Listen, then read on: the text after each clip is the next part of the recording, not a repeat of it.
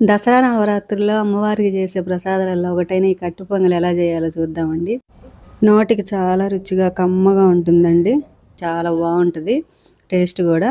దీనికోసము ఒక పెసరపప్పు ఒక కప్పు తీసుకున్నానండి. దీన్ని బాగా కలర్ చేంజ్ అయ్యే వరకు మాడకుండా వేపుకోవాలి.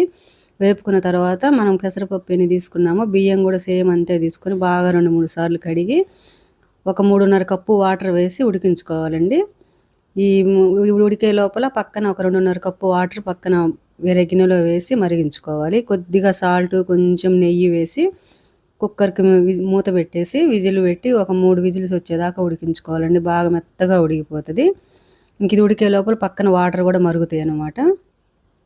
ఈ విధంగా ఉడికిన దాన్ని కొద్దిగా మెదుపుకొని గంటెతో అట్లా మెదిపినా కానీ ఊరకనే మెదిగిపోద్దండి. తర్వాత మనం ఈ పక్కన మరిగించుకున్న వాటర్ని కొద్దిగా పోసుకుంటూ బాగా కలుపుకోవాలన్నమాట. కొంచెం లూజ్గా వచ్చేదాకా కలుపుకోవాలన్నమాట ఈ పొంగల్ని.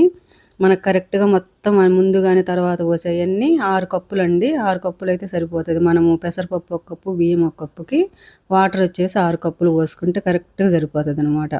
తర్వాత మనం ఏ కప్పుతో అయితే పెసరపప్పు తీసుకున్నామో అదే కప్పుతో పావు కప్పు నెయ్యి తీసుకొని కొంచెం వేడైన తర్వాత కొద్దిగా జీలకర్ర, కొంచెము అల్లం ముక్కలు, కొద్దిగా పచ్చిమిర్చి ముక్కలు వేసి బాగా ఫ్రై చేసుకొని కొద్దిగా జీడిపప్పు, మిరియాలు ఇవన్నీ వేసి బాగా ఫ్రై చేసుకోవాలండి. సిమ్లో పెట్టుకొని మంటని.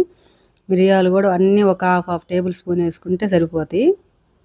కొద్దిగా లాస్ట్లో కరివేపాకు వేసి బాగా ఫ్రై చేసి మనం ముందుగా ఒక 2 నిమిషాలు ఉడికించుకోవాలండి. మనం వాటర్ వేసి కలిపిన తర్వాత ఆ ఉడుకుతున్న దాంట్లో మనం ఈ తాలింపు అంతా వేసి కలుపుకుంటే ఎంతో టేస్టీగా ఉండే మన ప్రసాదం కట్టి పొంగల్ రెడీ అయిపోయిందండి. చాలా టేస్టీగా ఉంటుంది. ప్రసాదంకనే కాదు, మామూలుగా బ్రేక్ఫాస్ట్కైనా కానీ పిల్లలకి, పెద్దలకి మంచి పౌష్టికాహారం అండి.